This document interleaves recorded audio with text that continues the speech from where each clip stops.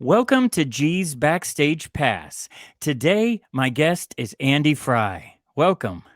How you doing? Good to be here, G.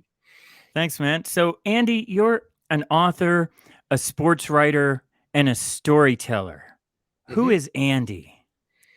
Guy who laughs at bathroom humor and just embarrasses my 15-year-old. Just like anybody else my age who just turned 50, I guess. Yeah, I did too, as well. Yeah. So let's talk about your book, 90 Days in the 90s, a rock and roll time travel story. Let's go back into the 90s. I want to hear more about your book. We just ordered it, so we should have it soon, but we're really looking forward to reading it. Good deal. Yeah, it was just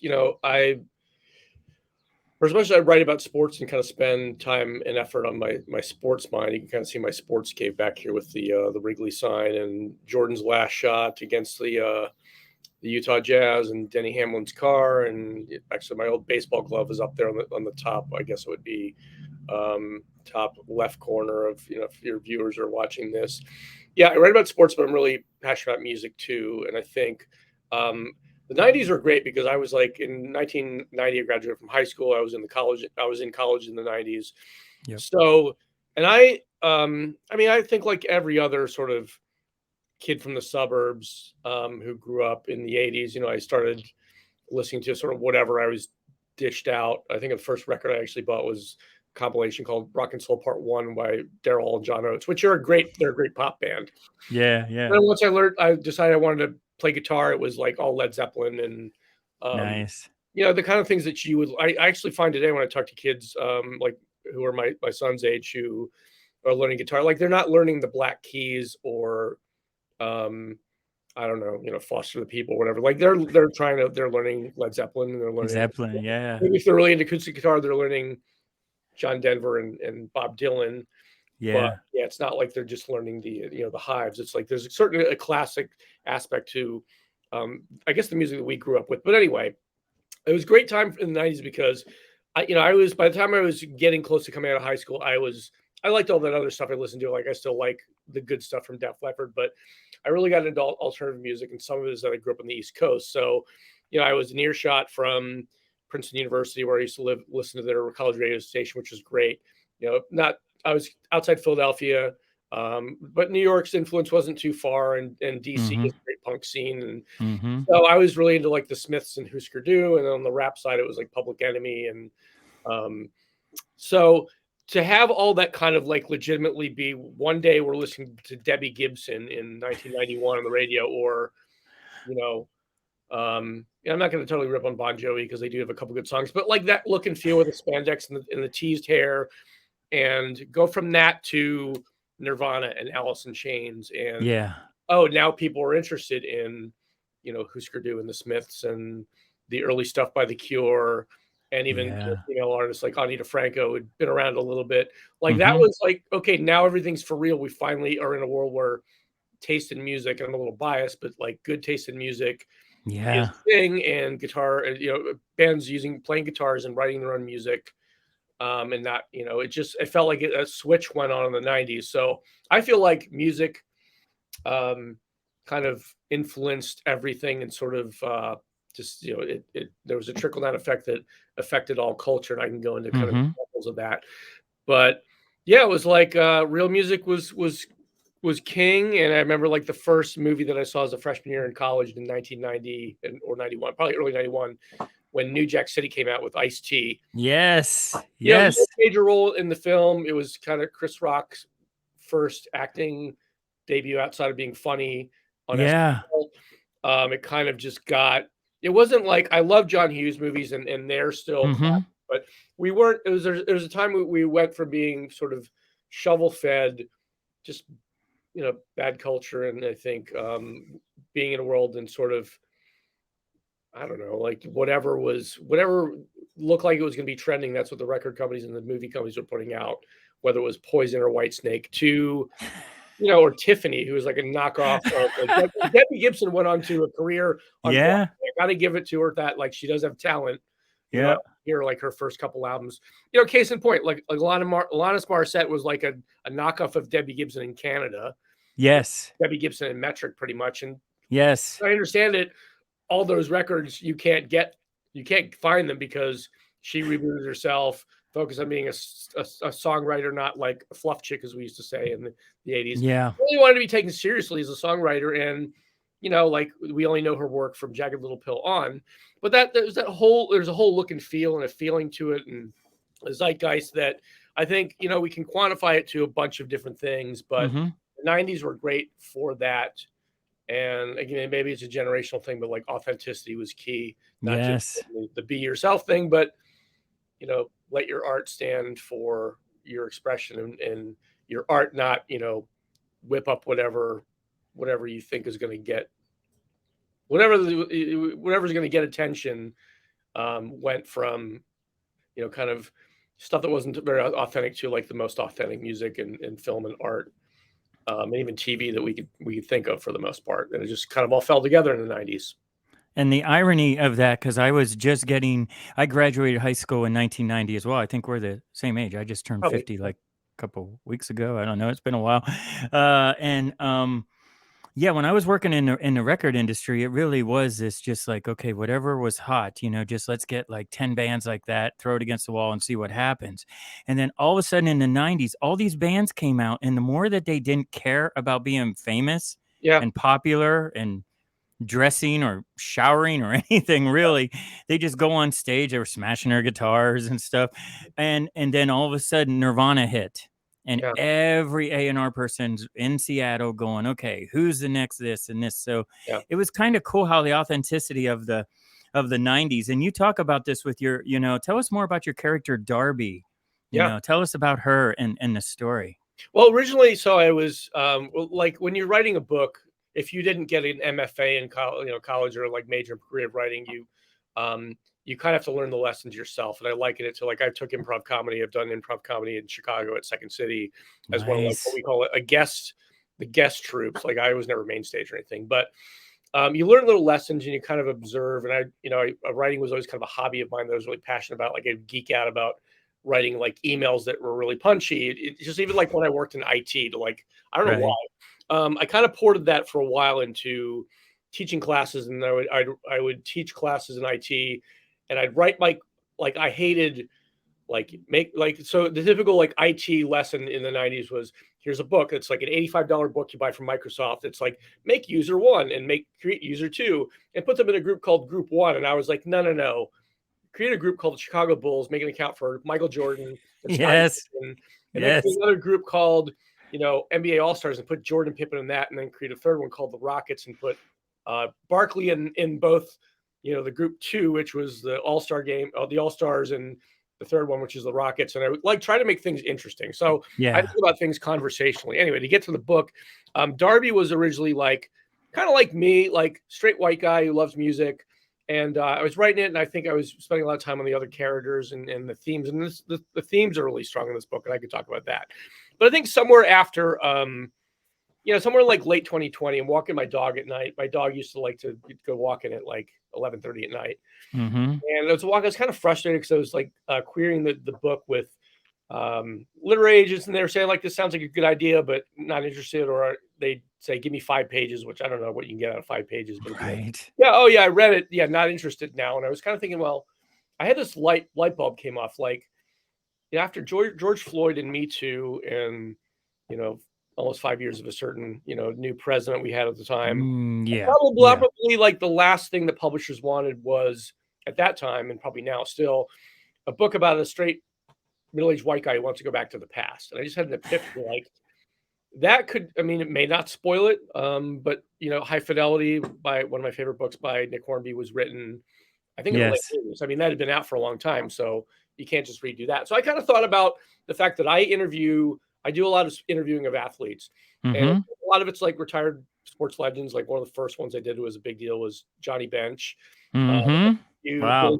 Billie Jean King last spring. Yep. It's a lot. It's been a lot. I mean, half of it's women. It's Alex Morgan and Megan Rapinoe and Mia Hamm and Mm-hmm. Schiffer and Lindsey Vonn. That's like my part-time job is to do that for Forbes. So it's kind of an easy transition. Like, well, if I want to make Darby, a little bit more interesting, compelling, maybe relatable to kind of not just straight white guys. I'm not Mm-hmm. doing identity politics here, but to treat all the themes and subjects that I want to cover. um, make them relatable to now, maybe I should just change so I thought about like my favorite athletes like Megan Rapinoe and Mm-hmm. Randy Chastain, and I was thinking like, and I also had kind of like, okay, like tough short-haired girl in like I'm thinking of like Scarlett Johansson's roles and Kristen Stewart, and I love Minnie Driver. She's never had short hair in a movie that I can think of, but like she's kind of a smart ass sometimes, and she's really strong. And so I just kind of Yeah. I did a character profile, and it was like, well, she could be the same. She can still be a record store owner. She still be deep cut in music, and hate Bon Jovi and Phil Collins, and love Led Zeppelin and the Stone Roses. But I don't have to necessarily try to be. I don't have to make her more girly. So I just developed the character kind of like a unity of character approach. Like the themes Mm-hmm. of the book are still really the same. I know women who like the same kind of music that I do, who are my age, Mm-hmm. or a little younger, a little older, whatever, and just focused on like making a good version of the character who's slightly different than what I would just what seemed like a shoot from the hip without much effort. I put a little more effort into it and developed her and her experience Mm-hmm. as a nostalgic late 40 something who maybe goes through the same sorts of things that all people do at some point in life, but hers is really tied to the music she loves and pop culture, and a little bit with the location of Chicago as sort of an underrated music city. Yeah, Chicago is a great city. Of all the tours, all the bands I've ever toured with, Chicago's always been one of the best.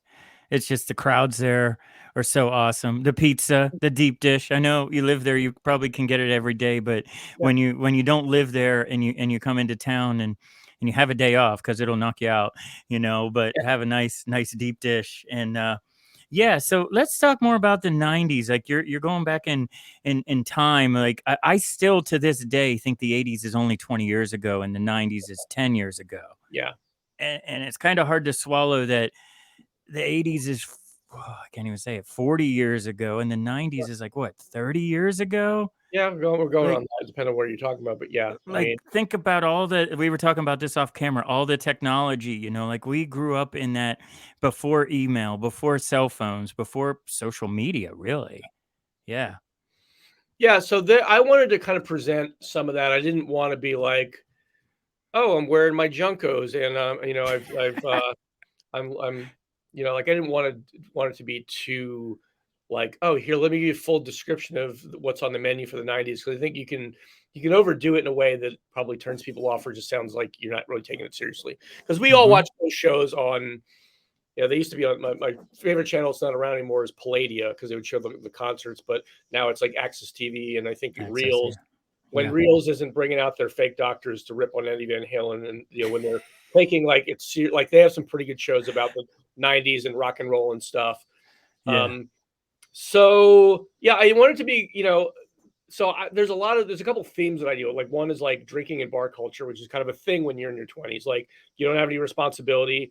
You can go to a bar and eat fish and chips and drink 3 beers, and probably get up the next day for work, or you're not really worried about getting enough vegetables or making dinner for a kid. um that was kind of like a carefree piece of it. And also, like, if you had enough money in your pocket, you go see, it's Tuesday night, I've heard about this band at Lounge Acts or Shuba's, I want to go.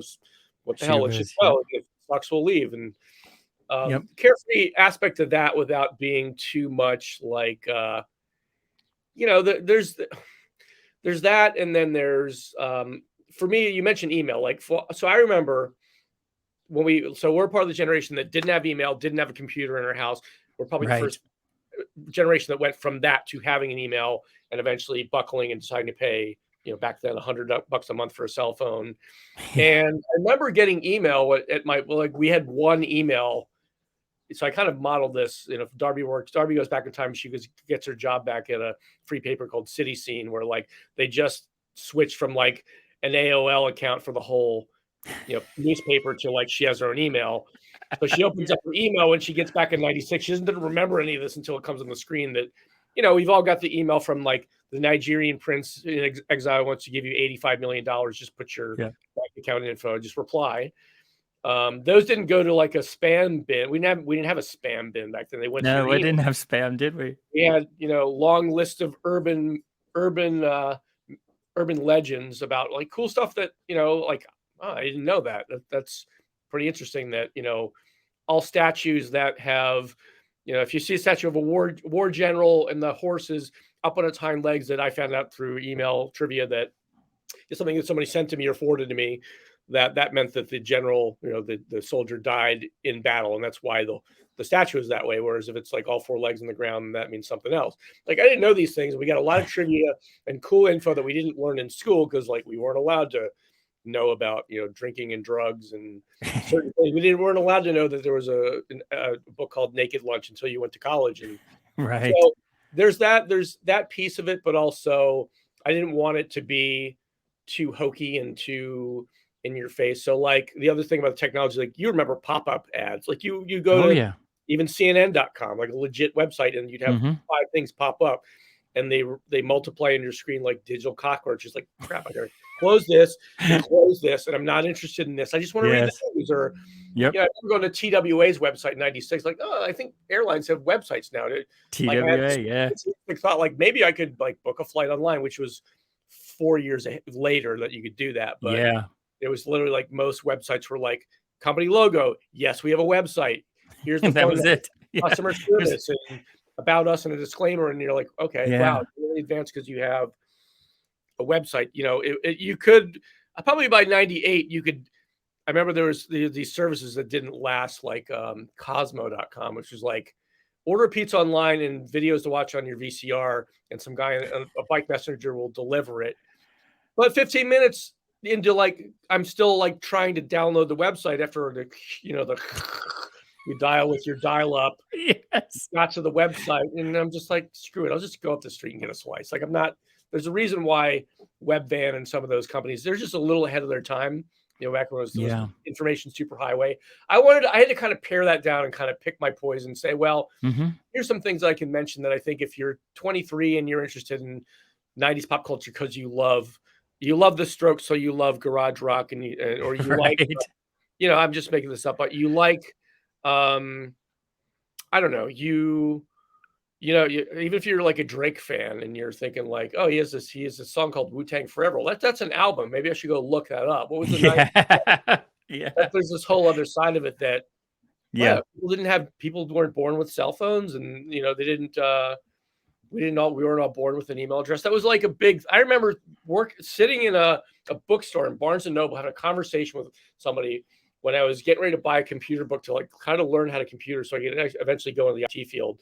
We had the Hmm. same conversation, and we're like the internet. It's got to be a scam, right? Like you can't just go on and meet people and start a blog. Like the word blog didn't even exist in Yeah. that. Like start Yeah. a blog, and now all of a sudden you're famous. Like that's it's got to be fake. Like, and then you Chat get rooms. the idea.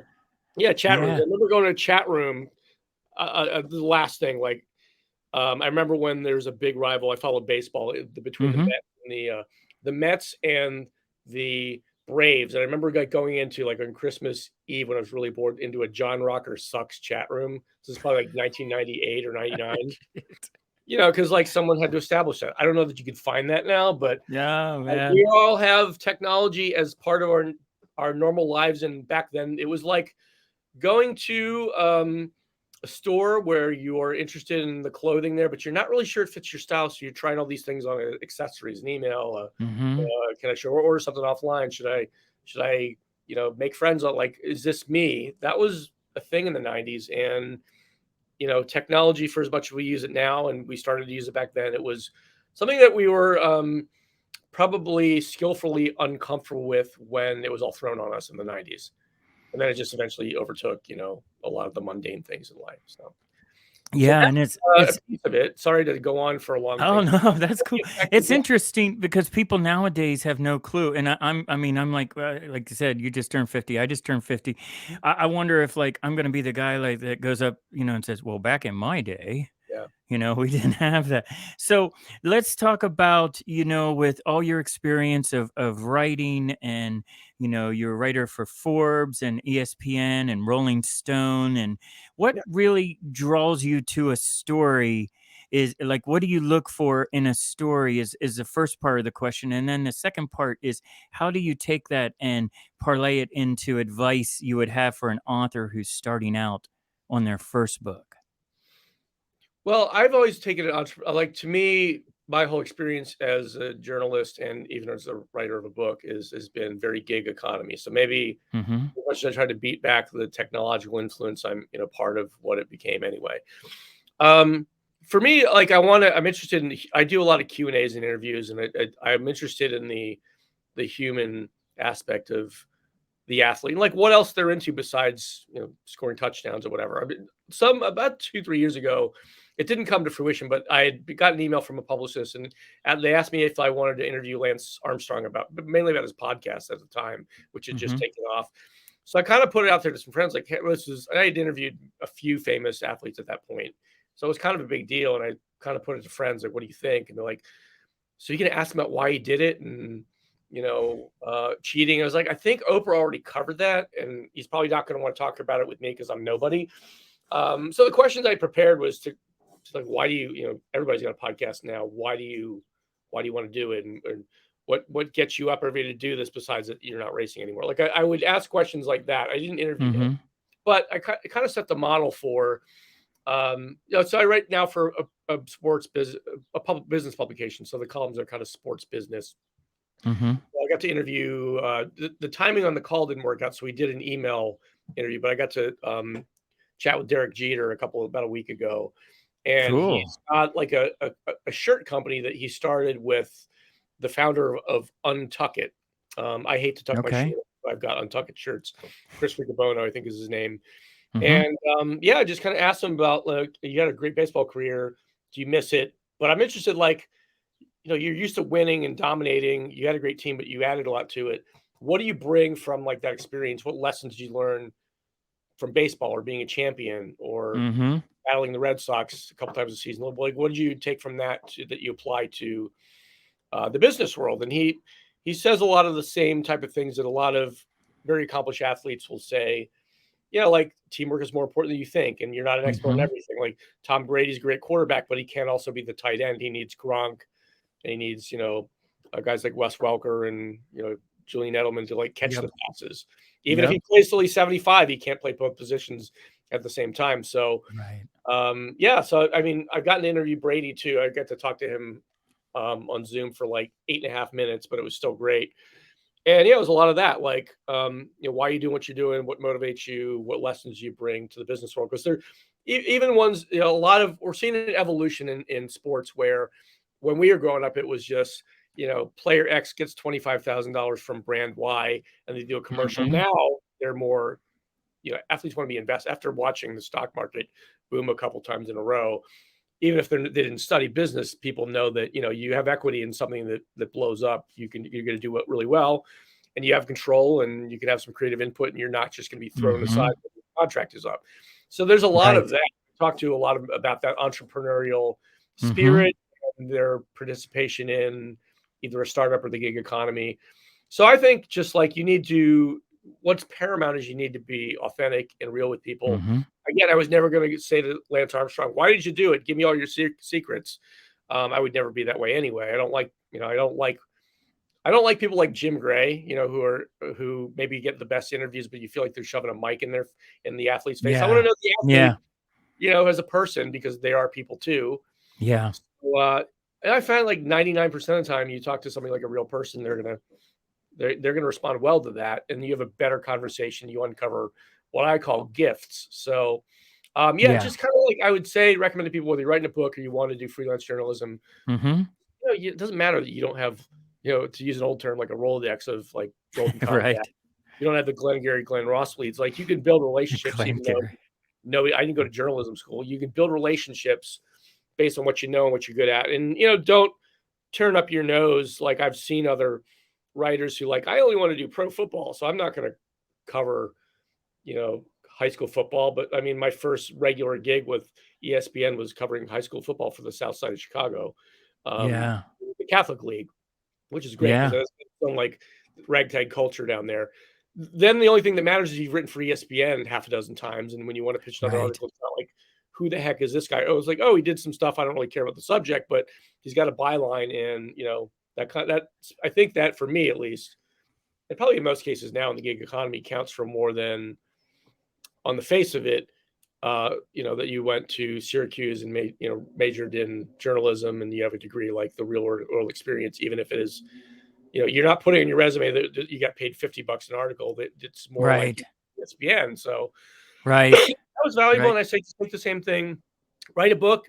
The best thing you can do that I did is that I love music, so I ended up writing about something I loved. I wasn't trying to invent a serial killer who I couldn't stand in a suburban town where I would never live. It's write about something you know and love, and I think Right. it goes more easily for you when you do that, whether it's writing articles or book or whatever. I think you just need to kind of carve your path and enjoy it, and the wins will come. Yeah. And that's great that you mentioned Tom Brady, because that was where I was going, is like, I mean, Yeah, this is how I feel about with the music business. I've worked with a lot of great artists, and they're well known because the well known ones are the only ones that are out there, right? That can afford to pay a tour manager or whatever and like tour. So of course they're going to be well yeah, known, but they're just normal people. But yeah, this, and I'm not going to go all fan on it, but I just, like, you got to interview the GOAT, like yeah, one of my heroes. Like Peyton Manning is a hero of mine because of his work ethic and the way he just looks at everywhere on the field as like very strategic. And Tom Brady is one of my heroes because he yeah, always looks at it like, no matter what it is, I'm going to do my job and I'm not going to stop until I at least try the best. And when yeah, you interviewed him on your podcast, which I listened to, it's a great episode. You got to check it out. You know, and he said that when he's building a business, because you asked him like, how is it building a business compared to like building a team and working with sports, he said it's really about building a team first and then yeah. worry about the products. And I just thought, like, that's the thing, you take that what you're really good at in one field, and then Hmm. you can transfer it into other fields. I'd love to know more about like what your overall thoughts were and everything about that Tom Brady interview. Plus I heard your Yeah, Shaq, and I guys, was going to he's say. interviewed everybody.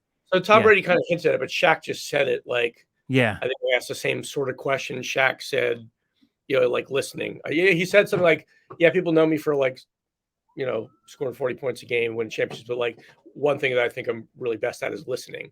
Yeah, he's like a humble guy. He's probably Yeah. I don't know if you saw. There's like all kinds of videos about him like just being nice to regular people and helping somebody like fix their car, like random stuff like that with Shaq. Yeah. But Yeah.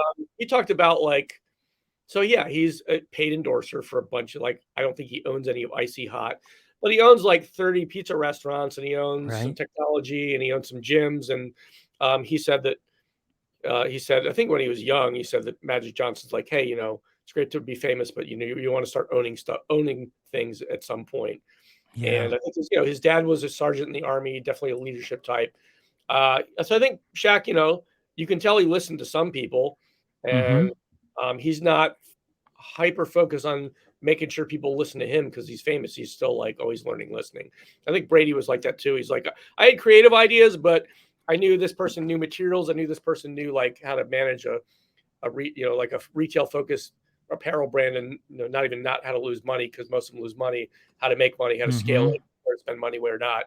So they both were big listeners, and Lindsey Vohn's another one. She's got a bunch. I've interviewed her 3 times. She's got a bunch of Mhm. businesses, and she's kind of it was a little quiet about exactly what she does. But she's on some boards. She consults on some brands that she's partnership in, and some of it's high end ski wear and high end apparel. It's definitely higher end classy stuff. Like she's pretty classy, but she's very involved in the meetings and the business aspect of it, even if it's not crunching numbers or picking out every fabric that goes in her apparel. So that's cool to see that people, because they have to. I mean, you assume that they have to interact with regular people every day. People who aren't Mhm.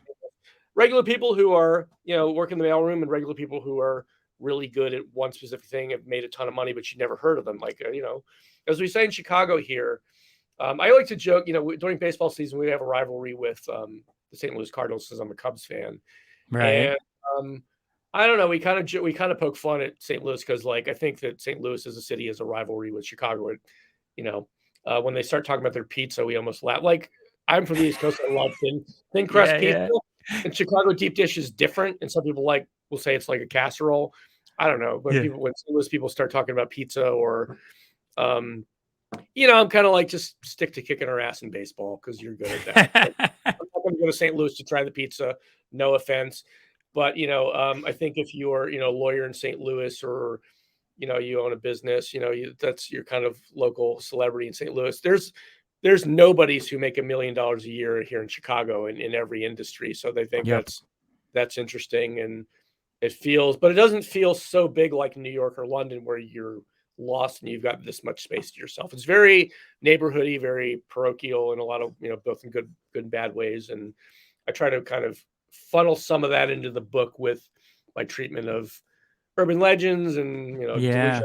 delusional Cubs fans, and also even just record stores and music. So, Yeah, and I'd like to add, like, on your podcast, you also interviewed Erin Andrews.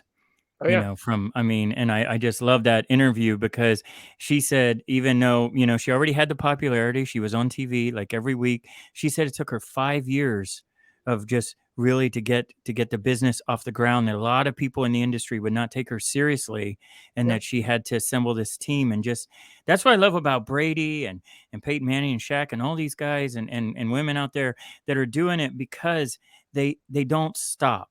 They yeah, just keep going. That's the same thing if you're an author working on your first book and you're hitting some hurdles. It's like, if you really believe in it and it's really who you are and you're being authentic, then you just gotta power through, right? Just don't yeah, stop. Keep going, right? yeah, So now let's talk music. And you and I are really big music fans. Let's yeah. go back to the 90s, who's your favorite rock star, or who are some of your favorite acts from the 90s? Well, one of my favorite rock stars, and I got to interview him right before my 40th birthday, is Mhm. Noel Gallagher from Oasis. Just because he first of all, he just doesn't give a shit. Like, he's just himself, and he knows how to kind of wow the record comedy people and the interviewers. But he's just a nuts and bolts kind of guy who reluctantly has quit smoking and reluctantly doesn't curse around his kids as much as he would like to. But he's really authentic and loves music, and his main thing is, like, no matter what kind of music you play, you don't necessarily have to sing like Janis Joplin or play the guitar like Jimi Hendrix, but you gotta be for real. You gotta believe in it and do it for the right reasons, not because you want to be a rock star, you want to be famous. Um, so there's a certain level of authenticity, whether people like his music or not. It does bug Mhm. me that Oasis kind of gets thrown in with like the Gin Blossoms and Jason Mraz, a lot of like nice guy bands in the U.S. because I Oh, yeah. don't think of it like that at all. But if you turn into, I poke fun at adult contemporary as a subgenre in my book. Like, the worst of it is like Hootie and the Blowfish and the Goo Goo Dolls. And I know some people like their ballads and stuff, but I don't think of Oasis as like that because they got a song that kind of sounds similar. Like, their first album sounds like the Sex Pistols. So Yeah. he's more like that. He's more like he's fun to interview. I interviewed him once. Yep. Um, it was, I uncovered some stuff. I kind of just asked him open-ended questions like we do, and shut up and let him talk. And he's Mhm. got a lot of, at the time he just started his band, the High Flying Birds. They had a couple of videos in a row that were very sports heavy. Like, one has a skateboard, like a car chase, but with skateboards in it. Another one has boxing. So I was like, I know you're a Man City fan. I know you're into sports, but like, is that intentional that you're doing that in your video, or you just like always have that in your mind? And he's like, well, I don't know. I didn't really think of it that way, and blah blah blah. And kind of like was dodging the question. And like, I interviewed Morrissey too, same thing, dodges the Yeah, question. yeah. Then you get a cool answer out of him that you didn't expect. So I think I asked him, like, do you like American sports? And he he's like, yeah, I don't think baseball, I don't think basketball. But I really love the NFL. And I think English people who like the NFL, they just like seeing people in like red and blue helmets clocking each other. I think that's what. Americans run into each other. Yeah, but he's like, he says that, at least back then in 2011 when I interviewed him, you had to Yep. stay up until like 4 a.m. to watch it in England. Now they probably rebroadcast Yeah. it. So that was fun. That, like, later I had a gig working for a marketing company. I was doing like a company that sells like swag and printing and stuff. I used to Mhm. do a newsletter, for like an email newsletter to their vendors, like the people who go to the law firm and they sell the keychains and the calendars and all the free pens and stuff. And so I used to do, like, I go to Brainy Quote to like assemble quotes like that were pithy, or had something to do with, like, I remember the March springtime one. I plucked a really good quote from Robin Williams. Robin Williams has this quote that says, "Springtime is nature's way of saying let's party." So like we put like, the graphic designer found a great picture. So I was like, okay, I'm gonna get Flavor Flav in here at some point. Yeah, yeah. Got a quote from Joan Jett. Kind of more about just like doing your own thing. So a lot of it was that. And then I found one of my quotes from the article where Noel Gallagher's talking about the NFL on Brainy quote. That was kind of flooring. Like something he said to me is now a quote on Yep. Brainy. Like that's cool. I'm not looking for a royalty check or anything, but like, wow, I guess what I said was unique enough. I think I may be the first person who identified him as an NFL fan, but he was just super cool and talked about sports and talked about music and his tour and was not pretentious at all. So I mean, I like those kind of people in sports. Of course, I like them in music. I'd love to meet. I Mhm. had a chance to interview Dave Grohl. I had a Mhm. Didn't happen. So long story short, this is probably like the next year in 2012. I had a day job at the time selling currencies, and I was like writing at night and on the weekend. And the PR person was kind of like flighty. She just wouldn't get back to me. And so I was like, you emailed me about interviewing Dave Grohl. It was, I think he did a movie about like Muscle Shoals or Mhm. Mhm. some music related thing. Anyway, I emailed her back like the fourth time. I'm like, okay, am I going to talk to Dave Grohl? Yes or no? And she's like, oh yeah, are you going to be at Sundance next week? You can meet him then. I'm like, I mean, Sundance, the film festival or it's in Colorado, right? I think Utah. Utah. yeah, okay, yeah, I knew it was out west Yeah. somewhere. She's like, Yeah. "Yeah, if you're like, I'll hook you up Bird when you're at City. Sundance." I'm like, "I'm not gonna be at Sundance. I Yeah. got a day job, but thanks." Uh, he's like, "Oh, it's too Yeah. bad." He was gonna play some songs. He was gonna speak to about 30 Yep. people. I'm like, damn it, the hell, man! Thanks for dangling that in front of me. So I never got to meet Dave Grohl in an intimate setting, like she pitched, and because I can't quit. I can't. At the time, I couldn't leave my job to go hang out in the mountains of the West to interview him, but. Point is, like, cool opportunities like that come up. You Mhm. write one thing that you think, um, okay, I'll never write this thing again. Like I thought the first time I wrote for ESPN, I would never write from them again. Or like it would take me 5 years to get another article in there.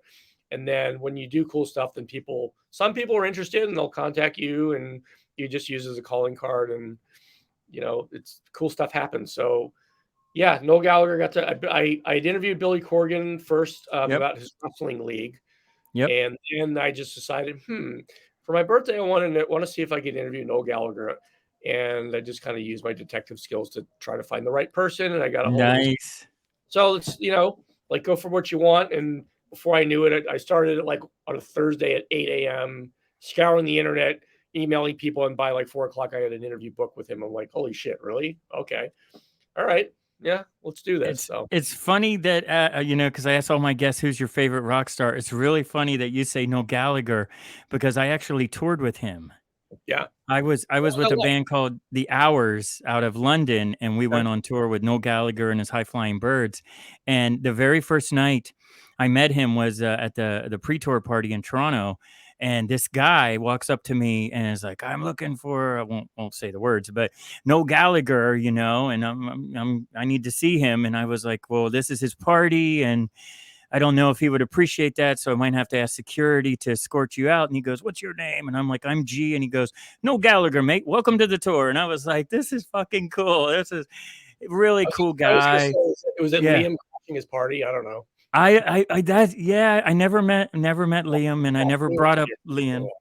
Yeah. And then Well, you you gotta mentioned play the Sunday. Gins, and it's funny all these bands that you're saying, and I'm like going like, yeah, yeah, yeah, I've worked with him, but yeah, no Gallagher, man, that is, yeah, he is the real deal, and he gave us at the end of the tour these jerseys of Man City, Yeah.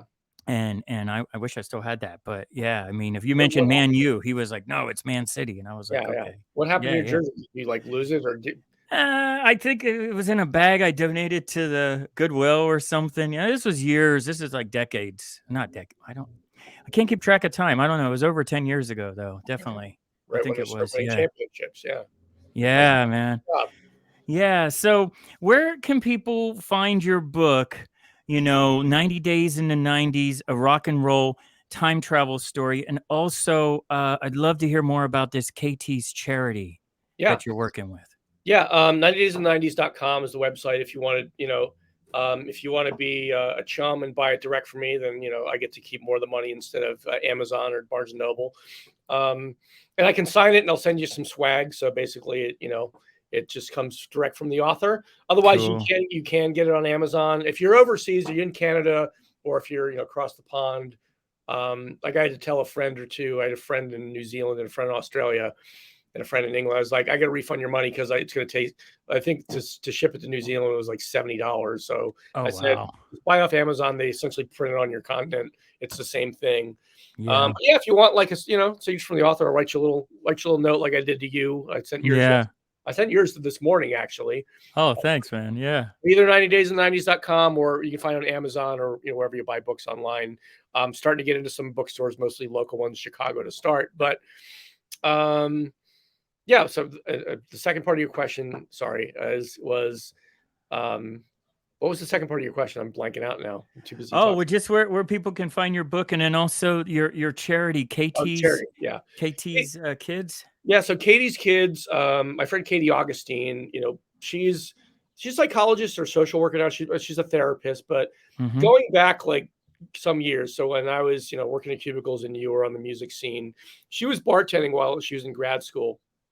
A place called Liars Club in Chicago, which is a great little like kind of it's got a little bit of a retro feel to it. Like you Mm-hmm. go to Liars Club online, you'll see like I don't know, it's just like a cool place that they have a stage. Some bands play. There's not primarily music venue all the time, but it's anyway. So she bartended there.